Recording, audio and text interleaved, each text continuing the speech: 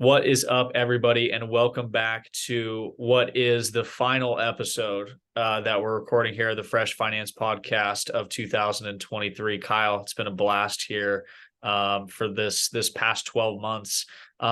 Today, we are really just going to recap what the stock market has done, what the bond market has done in 2023. We want to talk about how important recognizing what this year was in relation to last year, but also some of the events that happened, and essentially just kind of re-emphasizing how important it is to really stay invested over the long term through short-term market noise. Kyle, would love to just get your take here at the beginning overall on this thought process and some of the things that we're going to talk about today. Yeah, thank you, Thomas. This year was, from an investment perspective alone, nothing short of interesting. It's a good year where you can't listen to what all the talking heads are saying because most of the talking heads say they all lean in one direction, and typically the opposite happens, right? I always love the saying, economists have correctly predicted 20 of the last two recessions. Yeah. So we'll get into that a little bit about time in the market over timing the market, but yeah, we'll go over what happened this year in the market, what we're looking forward to next year in the market, because it has been quite an interesting year. Yeah. And to kind of dive right in, I think what we need to do is we need to talk about the difference in index performance between last year and this year. And I think the reality is, like, focusing on the S&P, focusing on the NASDAQ, which is the tech stocks, and seeing that last year, down anywhere from 18 to 25% from the two indices. And then this year, looking at anywhere from 20 to 50%, depending on, how we end this year, up, right? So we're in the complete opposite direction, upwards this year. And like you said, from like an economist estimate expectation for this year, we thought everything was going to be single digit returns, if not down. Those were essentially kind of what everybody on Wall Street was thinking this year was going to be. And boy, was that different, and were they wrong? Yeah. And I think that's so important to make a consideration of. I just made a LinkedIn post about this last week. Is everybody's starting to make their estimates for next year, and the reality is nobody knows what the market is going to do until we're sitting here in the same spot in December, having a conversation like this, talking about a recap of everything that's happened over the last 12 months. And, one of the things that I really wanted to highlight today was the importance of staying invested. And I know that we prefaced this here at the beginning, but just think about what has happened last year with the huge drawdown in both the equity market and the fixed income market. Okay. It was kind of a double whammy, if we can use that type of a phrase. And then this year, a lot of people probably in the fourth quarter of last year went to cash, or they tried to de-risk. And then they missed a lot of this upswing that occurred throughout this year entirely, if not, a large majority of it. Staying invested, staying the course would have essentially recorrected a lot of the investments that you had that were down in the previous year. I think also looking at it from this last 12 months, we just talked about this offline, but first and second quarter, we saw a lot of regional to larger than regional banks go under. We haven't seen that happen in a long time. Caused a lot of worry and fear in the markets. But think about what happened from like March to July, a huge run up, right? If you sell on fear in the first quarter, then you miss out on a lot of that growth, right?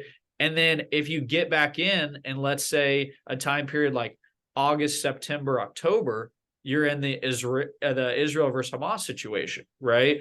And markets did actually dip a little bit because of that. But if you sell out, you miss out on the October, November, December run that we've been experiencing here in the fourth quarter. So all of this to say, and I want to get your take on this, we've just seen such a textbook example over the last 24 months of what staying invested in the market looks like versus what selling and reallocating your investments based off of fear and headlines look like.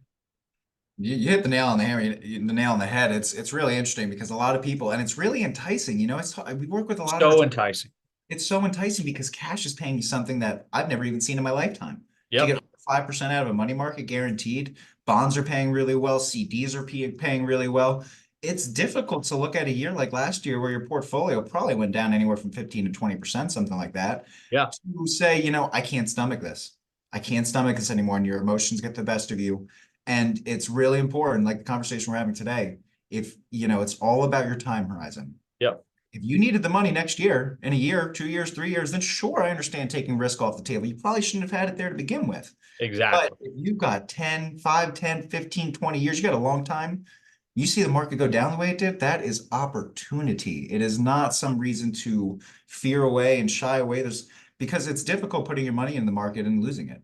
You're Yep, not gambling. This is not the intention of why you're putting money in the market. It's yep, investing. And it's hard emotionally and psychologically to lose money because then it feels like you're gambling. yep. But it goes back to that long-term mindset that you're mentioning and referencing pays off in years like this where you have anticipation. You talk to the smartest people in the market and they're said, not going to be a great year. And guess what? They're saying the same thing about next year. Who Yep. knows what's going to happen? I remember going, you mentioned, these forward-looking projections. I will never forget being at a conference in January of 2020 and seeing all these talking heads say, this is what the market's going to end at this year based on X, Y, and Z. Well, throw a little wrinkle in there like COVID, and it throws everything to the wind. And every Uh-huh. year, there's always this exogenous event that no one could have predicted that's going to impact the markets. Yeah. Yeah. I think that's essentially it, is like there are catalysts to the upside, but there's also always catalysts to the downside. And recognizing that the things that drive markets are the unknowns, right? Because you can plan for the knowns every day of the week, and you can, make your estimations there, but it's what we don't see coming. That is where a lot of the uncertainty and the fear comes from. And it normally happens quickly too. I'd love to have you hit a little bit more on some of those leading and lagging indicators that you and your team is kind of looking at, that we've had conversations about, as far as reviewing, what was supposed to happen but didn't. And what I mean by that is kind of the recession conversation from a lagging perspective, but also what we're looking at from a leading indicator perspective, as far as some things that we might at least expect to happen economically going into the 2024 season.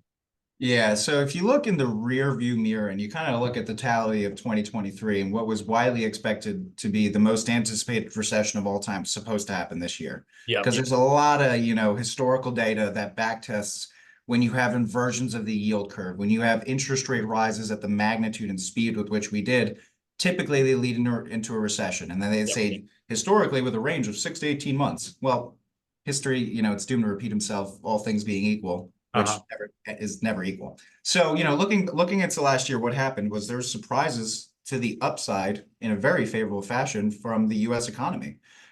Jobs was incredibly strong. People stayed in the labor market, they participated, they're spending money. So the economy is growing. The economy, I think in the third quarter, grew at like 4.7% annualized, somewhere around that range, which is just shocking to the upside. So you have economic growth growing in a stable way at Yep. the same time that you have meaningful deceleration in inflation, which is the name of the game of the last 3 years, is combating inflation while still maintaining growth and a reasonable level of employment, which And is I think that, exactly what we did. and to add on to that, at the height of interest rates on a 20-year basis. Yeah, it's nothing short of spectacular what the US economy and the consumer was able to uphold this year. Now, don't get me wrong, there's a lot of government stimulus that helps play into that.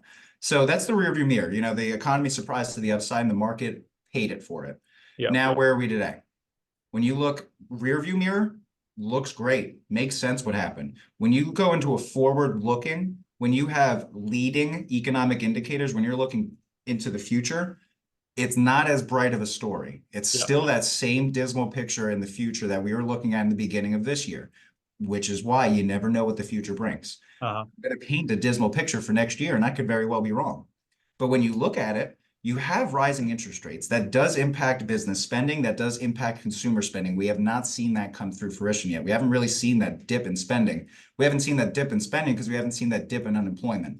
Yep. Now, we have seen a slowdown in hiring. That comes before the layoffs. The Yep. slowdown in hiring is typically precedes the layoffs that companies do because companies are forward looking. We can't hire right now. We might have to do layoffs in the future. Once you see that labor market start to kind of loosen up a little bit, I think you're going to see a slowdown in spending, a slowdown in growth in the economy. I mean, look, you already saw mortgage rates. People have been chomping at the bits to buy a house. Mortgage rates just hit 6.67. They're coming down. Yep. Buyers are not coming in. This is a healthy economy coming in where the supply has to equal demand. Uh, Supply is really low, and we're coming to a point where demand was great, but now that the economy is kind of slowing down a little bit, demand is coming down too. So that's kind of just big picture what's going on with the economy on a forward-looking basis, and what does that lead the Fed and interest rates to do? If you look at what's called the dot plot, the Federal Reserve releases anticipations for where they believe interest rates will be in the future, and they release it every other Fed meeting. So they released it back in September, toward the end of September, early October, and they just released it just a couple weeks ago at their last meeting. The change in sentiment from the Federal Reserve, who again controls interest rates, is nothing to ignore. They have become what's very 100%. called very dovish. Yep. They have become more open to stimulating the economy because we have demonstrated that we are bringing inflation down, which allows us to stimulate the economy again. So they're anticipating that we will have 3 cuts, federal rate cuts to interest rates next year, which stimulates the economy. Yep. Now, really important note here, because this is where I believe there's a dichotomy in what the stock market is pricing in and the bond market. The stock market is pricing in what's called a soft landing, which is exactly what we've really seen this year. Yep.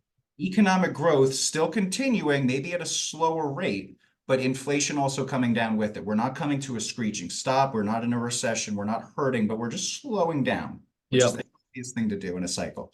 That's what's being priced in. With that being priced in, with also on the bond market pricing in 3 interest rate cuts, you don't have 3 interest rate cuts without some reason to do that, which is typically pain in the economy, which could be evidenced by maybe people losing their jobs, spending less money. You have to reinitiate that fire in the economy. So it just seems like a situation where the markets are saying, I can have my cake and eat it too. I can have this soft landing, good, strong growth in the markets and the economy. The perfect bedtime story. While also having economic cuts because of, there's no, we have cuts on this side for good reason, but we're still going to have the growth that we're expecting. That's where that forward-looking indicators, it's pointing negative. It's pointing toward a slight recession in the beginning of the year. Is that what I believe will happen? That's kind of where I'm leaning, but I would have said the same thing for this year. Yeah. Well, and I'll tell you this, and you know this for sure. So anybody that's watching, if you're not in finance, if you're in finance, you know that normally the bond market is smarter money than the stock market. As far as if you're to look at which one is maybe a better portrayal of future possibilities, the bond market is normally much more accurate because it's much more institutional and doesn't necessarily have just a bunch of retail money doing its own thing out there. So, for me personally, if I'm to follow anything, I'm normally paying attention a little bit more towards the bond market than I would be the stock market per se, especially now that we're at a point in time where rates are a little bit more, knowledgeable and impactful. I think that's definitely the conversation. Here's something that is a big glaring component for next year that we haven't even talked about, which is, guess what? There's a presidential election coming around, and I think that there's so many ways that you could skin this cat, but, we could talk about whether or not interest rates will actually occur because they don't want to be considered as steering a political election because of that. Will any of this affect if we actually declare a recession? Because we don't want a certain party to think like they've failed or a certain party to think that they've won, because of that type of an announcement. I think that this presidential election is going to require so much of it, and even from some of the litigation that's coming out right now, as far as one specific candidate, not even technically being listed on a ballot in a specific state. I don't want to go into specifics there. But there's so many unknowns, I think, especially on the presidential side of this thing, where it really shows that do not pay attention to Wall Street estimates for next year. There's way too many things that can come into play here that we won't expect or don't know how they'll play out. We're not sure how next year's going to be. Here's the thing, though. That's not a negative, right? That doesn't mean don't invest. In fact, it's the opposite, right? Invest consistently, but would love to get your take on the presidential side. Historically, in years of presidential elections, the market's more positive than in years it's not. Absolutely. I get it. I really do. When I have these conversations with clients, which is often about presidential elections and what I think is going to happen, I always ask the question, what do you think could possibly happen in the calendar year of 2024, and we have a presidential election, what is the president going to do? The newly elected president or current, Biden gets in again. Yeah. What are they going to do between November and December that makes a difference in the market this year? Yeah, you can price in the future, but really the president just does not have as much of an impact on the markets as does the rest of Congress. They make a lot more decisions. It doesn't, other than it's just an emotional ploy that a lot of people, that the news broadcasts, they all take advantage of, and they try and speculate different ways with which presidential cycle and election can impact the market. And at the end of the day, you think any of these big companies are going to operate any differently because one guy's in there, or one president's in there versus the other? I really don't. They're going to operate in a way that continues to make them profitable, pays their shareholders, and gets their services across in the best way. And honestly, my only take on it is historically, they're better years for investing. So make sure you're still invested. Yeah. And I think the consensus here is we're just trying to figure out who our leader is, right? Regardless of which side it's on. I think that's the main thing is everybody just wants to see and recognize who's steering the ship. And I think that's where the big question is we've got some fairly divisive thoughts on a large majority of the candidates that are up for election here. And I think kind of in relation to what you're just talking about, very similar to how I view the bond market versus the stock market, as far as who I pay attention to.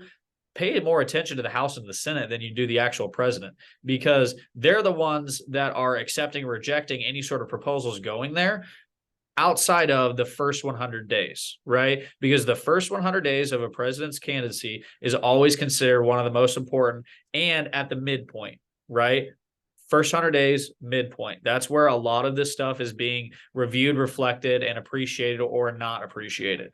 I think I think sworn in is normally not even until November anyway.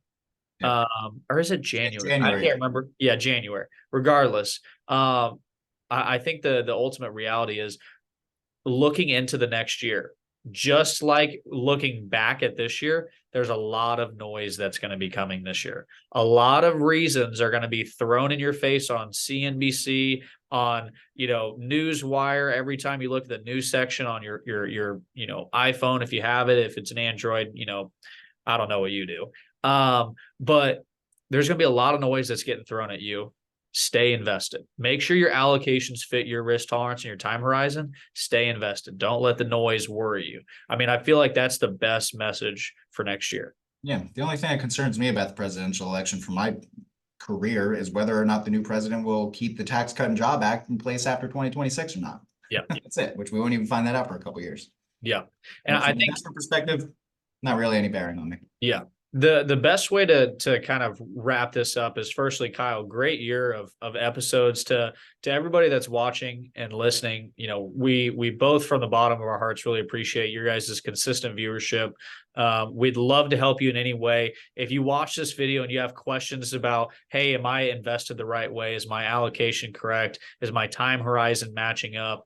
Anything else financial planning related to, if you have some end of year questions or some New Year's resolutions from a financial perspective that you want to see if maybe Kyle and I could help you out, feel free to reach out to us. We'd love to connect with you, see if there's anything we can do. But other than that, Kyle, great year. And we're super excited for the content we're putting out next year. Thank you guys. Really appreciate it.